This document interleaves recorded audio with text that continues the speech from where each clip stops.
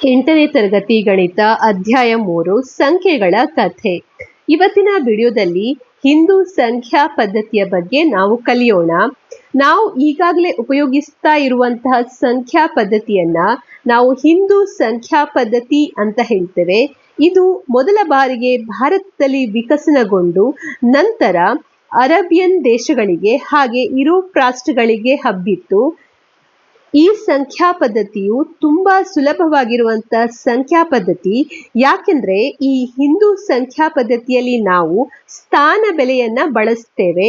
ಹಾಗಾಗಿ ಇದು ಸ್ಥಾನ ಬೆಲೆ ಪದ್ಧತಿ ಅಂತ ಕೂಡ ಹೇಳಲಾಗುತ್ತದೆ.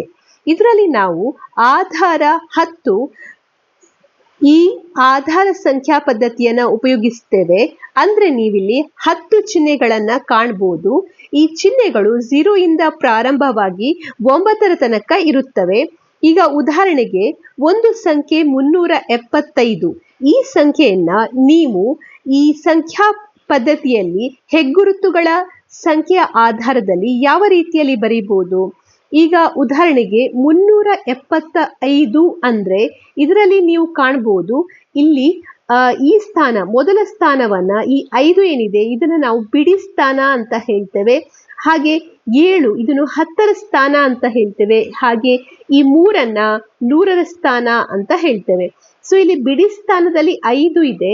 ಹಾಗೆ 10ರ ಸ್ಥಾನದಲ್ಲಿ 75 ಅಂದ್ರೆ 7 10ಗಳಿವೆ. ಹಾಗೆ 100ರ ಸ್ಥಾನದಲ್ಲಿ 375 ಅಂದ್ರೆ 300. ಸೊ 3 100ಗಳಿವೆ ಅಂತ ನಾವು ಇಲ್ಲಿ ಹೇಳ್ಬೋದು. ಸೊ 3 100 ಇದೆ, ಹಾಗೆ 7 10 ಇದೆ, ಹಾಗೆ 5 ಬಿಡಿ ಸ್ಥಾನಗಳಿವೆ. ಈ ರೀತಿಯಲ್ಲಿ ಬಿಡಿ 10 100 ಇದನ್ನ ಉಪಯೋಗಿಸಿ ನಾವು ಸಂಖ್ಯೆಗಳನ್ನ ಪ್ರತಿನಿಧಿಸ್ತೇವೆ. ಈ ಸಂಖ್ಯೆ 375ಅನ್ನ ನೀವು ಹೆಗ್ಗುರುತು ಸಂಖ್ಯೆಗಳ ಆಧಾರದಲ್ಲಿ ಈ ರೀತಿಯಲ್ಲಿ ಬರೀಬಹುದು. ಇದು ಈಗ ಬಿಡಿಸ್ಥಾನ. ಬಿಡಿಸ್ಥಾನ ಅಂದ್ರೆ 10ರ ಘಾತ ನಾವು 0 ಅಂತ ತೆಗೆದುಕೊಳ್ತೇವೆ. 10ರ ಘಾತ 0 ಅಂದ್ರೆ 1 ಆಗಿದೆ. ಹಾಗೆ ನಂತರ ಬರುವಂತದ್ದು 10ರ ಸ್ಥಾನ 10ರ ಘಾತ 1. 10ರ ಘಾತ 1 ಅಂದ್ರೆ 10 ಆಗಿದೆ. ಆಮೇಲೆ ಬರುವಂತದ್ದು 10ರ ಸ್ಕ್ವೇರ್. 10ರ ಸ್ಕ್ವೇರ್ ಅಂದ್ರೆ 100. ಸೊ ಇದು 100ರ ಸ್ಥಾನವಾಗಿದೆ. ಸೊ ನಾವಿದನ್ನ ಬಿಡಿಸಿ ಈ ರೀತಿಯಲ್ಲಿ ಬರೀಬಹುದು. 3 ಗುಣಿಸು 10ರ ಸ್ಕ್ವೇರ್ ಇದೆರಡನ್ನ ಒಟ್ಟಾಗಿ ಬರೆಯುವುದು ಪ್ಲಸ್ 7 ಗುಣಿಸು 10 ಪ್ಲಸ್ 5 ಗುಣಿಸು 10. ಸೊ ಇದು ನಮ್ಗೆ 375 ಎನ್ನುವಂತಹ ಸಂಖ್ಯೆಯನ್ನ ಕೊಡ್ತದೆ. ಸೊ ಇದು ಹಿಂದೂ ಸಂಖ್ಯಾ ಪದ್ಧತಿಯಾಗಿದೆ. ಇದನ್ನ ನಾವು ಸ್ಥಾನ ಬೆಲೆ ಪದ್ಧತಿ ಅಂತ ಕೂಡ ಹೇಳ್ತೇವೆ. ಹಿಂದೂ ಸಂಖ್ಯಾ ಪದ್ಧತಿಯು ಕನಿಷ್ಠ 200 BCಯಷ್ಟು ಹಿಂದೆಯೇ 0ಗೆ ಒಂದು ಸಂಕೇತವನ್ನ ಹೊಂದಿತ್ತು. ಹಾಗೆ ಈ ಹಿಂದೂ ಸಂಖ್ಯಾ ಪದ್ಧತಿಯಲ್ಲಿ ಇದು ಸುಲಭವಾದ ಪದ್ಧತಿ. ಯಾವುದೇ ಸಂಖ್ಯೆಗಳನ್ನ ಓದುವುದು ಆಗಿರ್ಬೋದು ಅಥವಾ ಬರೆಯುವುದು ಆಗಿರ್ಬೋದು, ಇದರಲ್ಲಿ ಯಾವುದೇ ಅಸ್ಪಷ್ಟತೆ ಇಲ್ಲ. ಇದರಲ್ಲಿ ನೀವು ಸುಲಭವಾಗಿ ಈ ಹಿಂದೂ ಸಂಖ್ಯಾ ಪದ್ಧತಿಯನ್ನ ಅರ್ಥ ಮಾಡಿಕೊಳ್ಳಬಹುದು. ಅದರ ಜೊತೆಗೆ ಇದು ಪ್ರಪಂಚದಾದ್ಯಂತ ಈಗಾಗಲೇ ಬಳಸಲಾಗುತ್ತಿರುವಂತಹ ಸಂಖ್ಯಾ ಪದ್ಧತಿಯಾಗಿದೆ. ಹಾಗೆ ಈ ಸಂಖ್ಯಾ ಪದ್ಧತಿಯಲ್ಲಿ ನಾವು 0 ಏನಿದೆ ಅಥವಾ 0 ಏನಿದೆ ಅದು ಅದರದೇ ಆದಂತಹ ಒಂದು ಪ್ರಾಮುಖ್ಯವನ್ನ ಹೊಂದಿದೆ. ಭಾರತೀಯ ಗಣಿತಶಾಸ್ತ್ರದಲ್ಲಿ ಈ ಶೂನ್ಯ ಅಥವಾ ಸ್ಥಾನ ಬೆಲೆ ಏನಿದೆ ಇದನ್ನ ಪ್ಲೇಸ್ ಹೋಲ್ಡರ್ ಆಗಿ ಬಳಸಲಾಗುತ್ತಿರಲಿಲ್ಲ. ಆದರೆ ಇತರ ಸಂಖ್ಯೆಗಳಿಗೆ ಸಮಾನವಾಗಿ ತನ್ನದೇ ಆದ ಸಂಖ್ಯೆಯ ಸ್ಥಾನಮಾನವನ್ನು ಸಹ ನೀಡಲಾಯಿತು. ಸೊ ನೀವಿಲ್ಲಿ ಕಾಣಬಹುದು, ಯಾವುದೇ ಸಂಖ್ಯೆಯ ಜೊತೆಗೆ ಸೇರಿಸಿದ್ರೆ ಒಂದೇ ಸಂಖ್ಯೆ ಅಥವಾ ಯಾವುದೇ ಸಂಖ್ಯೆಯ ಮತ್ತು 0ಯ ಗುಣಲಬ್ಧವು ಶೂನ್ಯವಾಗಿರ್ತದೆ. ಅಂದ್ರೆ ನೀವು 0 ಎನ್ನುವಂಥದ್ದು ಅದಕ್ಕೆ ಅದರದೇ ಆದಂತಹ ಪ್ರಾಮುಖ್ಯ ಇದೆ. ಈ 0ಯನ್ನ ನೀವು ಯಾವುದೇ ಸಂಖ್ಯೆಯ ಜೊತೆ ಜೋಡಿಸಿದ್ರೆ, ಈಗ 0 + 5 ಅಂತ ಮಾಡಿದ್ರೆ ನಿಮ್ಗೆ ಅದೇ ಸಂಖ್ಯೆಯನ್ನ ಕೊಡ್ತದೆ. ಅಥವಾ 0 - 7 ಅಂತ ಮಾಡಿದ್ರೆ -7 ಅಂತ ಕೊಡ್ತದೆ. ಹಾಗೆ ನೀವು ಈ 0ಯನ್ನ ಯಾವುದೇ ಸಂಖ್ಯೆಯ ಜೊತೆ ಗುಣಿಸಿದ್ರೆ 0 × 3 ಅಂದ್ರೆ 0ಯನ್ನ ಕೊಡ್ತದೆ. ಸೊ 0 ಎನ್ನುವಂಥದ್ದು ಅದರದೇ ಆದಂತಹ ಕೆಲವು ಗುಣಲಕ್ಷಣಗಳನ್ನ ಹೊಂದಿದೆ.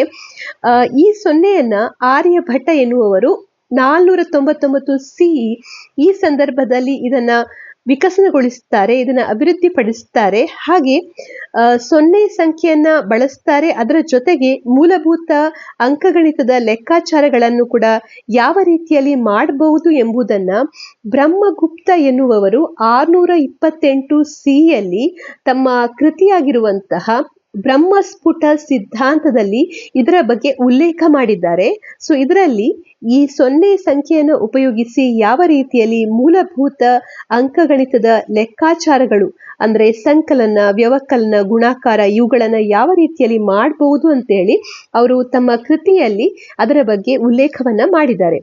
ಹಾಗೆ ನಂತರ ಈ ಬ್ರಹ್ಮಗುಪ್ತ ಎನ್ನುವವರು ಋಣಾತ್ಮಕ ಸಂಖ್ಯೆಗಳ ಜೊತೆಗೆ 0ಯನ್ನು ಯಾವ ರೀತಿಯಲ್ಲಿ ಬಳಸಬಹುದು ಅನ್ನೋದನ್ನು ಕೂಡ ಅವರು ಪರಿಚಯಿಸುತ್ತಾರೆ. ಹಾಗೆ ಅವರು ಉಂಗುರ ಎಂದು ಕರೆಯಲ್ಪಡುವುದನ್ನು ರಚಿಸಿದರು. ಆಧುನಿಕ ಪರಿಭಾಷೆಯಲ್ಲಿ ಅವರು ಉಂಗುರ ಅಂತ ಹೇಳಿ ಕರೆಯುವಂತಹ ಒಂದು ವ್ಯವಸ್ಥೆಯನ್ನು ರಚಿಸ್ತಾರೆ. ಅದರಲ್ಲಿ ಸಂಕಲನ, ವ್ಯವಕಲನ ಮತ್ತೆ ಗುಣಾಕಾರ ಇದೆಲ್ಲವನ್ನ ಮಾಡಬಹುದು. ಹಾಗೆ ಈ ಗುಂಪಿನಲ್ಲಿರುವಂತಹ ಯಾವುದೇ 2 ಸಂಖ್ಯೆಗಳನ್ನ ತೆಗೆದುಕೊಂಡು ನೀವು ಅಲ್ಲಿ ಗುಣಾಕಾರ ಆಗಿರ್ಬೋದು, ವ್ಯವಕಲನ ಆಗಿರ್ಬೋದು, ಸಂಕಲನ ಆಗಿರ್ಬೋದು ಮಾಡಿ ಇನ್ನೊಂದು ಸಂಖ್ಯೆಯನ್ನ ಪಡೆಯಬಹುದು. ಸೊ ಇದನ್ನ ನಾವು ಉಂಗುರ ಅಂತ ಹೇಳ್ತೇವೆ. ಸೊ ಇದೆಲ್ಲವೂ ಕೂಡ ಈ ಎಲ್ಲ ವಿಕಸನಗೊಂಡಂತಹ ವ್ಯವಸ್ಥೆಗಳು ಮುಂದೆ ನಮಗೆ ಗಣಿತಶಾಸ್ತ್ರಕ್ಕೆ, ಬೀಜಗಣಿತದ ವಿಶ್ಲೇಷಣೆಯ ಕ್ಷೇತ್ರಗಳಿಗೆ ಅಡಿಪಾಯವನ್ನ ಹಾಕಿದವು. ಸೊ ಇದು ಹಿಂದೂ ಸಂಖ್ಯಾ ಪದ್ಧತಿಯ ಬಗ್ಗೆ. ಹಾಗೆ ಈ ಹಿಂದೂ ಸಂಖ್ಯಾ ಪದ್ಧತಿಯು ತನ್ನದೇ ಆದಂತಹ ಅನುಕೂಲಗಳನ್ನು ಹೊಂದಿದೆ. ಅಂದ್ರೆ ಬೇರೆ ಸಂಖ್ಯಾ ಪದ್ಧತಿಗಳಿಗೆ ನೀವು ಇದನ್ನ ಕಂಪೇರ್ ಮಾಡಿದ್ರೆ ಹಿಂದೂ ಸಂಖ್ಯಾ ಪದ್ಧತಿಯು ತುಂಬಾ ಸುಲಭವಾಗಿದೆ, ಅರ್ಥ ಮಾಡಿಕೊಳ್ಳುವುದು ಕೂಡ ಸುಲಭ. ಅದರಿಂದಾಗಿ ಇದು ಪ್ರಪಂಚದಾದ್ಯಂತ ವಿಸ್ತಾರಗೊಂಡಿತ್ತು. ಅದೇ ರೀತಿ ಹಿಂದೂ ಸಂಖ್ಯಾ ಪದ್ಧತಿಯಲ್ಲಿ 0 ಅಥವಾ 0 ಆವಿಷ್ಕಾರವಾಯಿತು. ಅದರಿಂದಾಗಿ ಈಗ ಆಧುನಿಕ ವಿಜ್ಞಾನ, ತಂತ್ರಜ್ಞಾನ, ಕಂಪ್ಯೂಟರ್ ಇದರೆಲ್ಲದರಲ್ಲೂ ಕೂಡ ಇದರಿಂದ ಉಪಯೋಗವಾಯಿತು. ಯಾಕೆಂದ್ರೆ ನೀವು ಕಂಪ್ಯೂಟರ್ ಅನ್ನ ತೆಗೆದುಕೊಂಡ್ರೆ ಅದರಲ್ಲಿ ಎಲ್ಲಾ ಸಂಖ್ಯೆಗಳು ಅಥವಾ ಯಾವುದೇ ನೀವು ವಿಷಯವನ್ನು ಸ್ಟೋರ್ ಮಾಡುವುದನ್ನ 0 ಮತ್ತೆ 1 ರೂಪದಲ್ಲಿ ಸ್ಟೋರ್ ಮಾಡ್ತೀರಾ. ಸೊ ನಾವು ಹೇಳ್ಬೋದು ಈ 0 ಆವಿಷ್ಕಾರ ಕೂಡ ಕಂಪ್ಯೂಟಿಂಗ್, ಲೆಕ್ಕಪತ್ರ ನಿರ್ವಹಣೆ ಇದೆಲ್ಲದರ ಕೆಲಸಗಳನ್ನ ಮಾಡಲಿಕ್ಕೆ ಮುಂದೆ ತುಂಬಾನೇ ಉಪಯೋಗವಾಯಿತು ಅಂತ ಹೇಳ್ಬೋದು. ಸೊ ಇದು ಹಿಂದೂ ಸಂಖ್ಯಾ ಪದ್ಧತಿಯ ಬಗ್ಗೆ.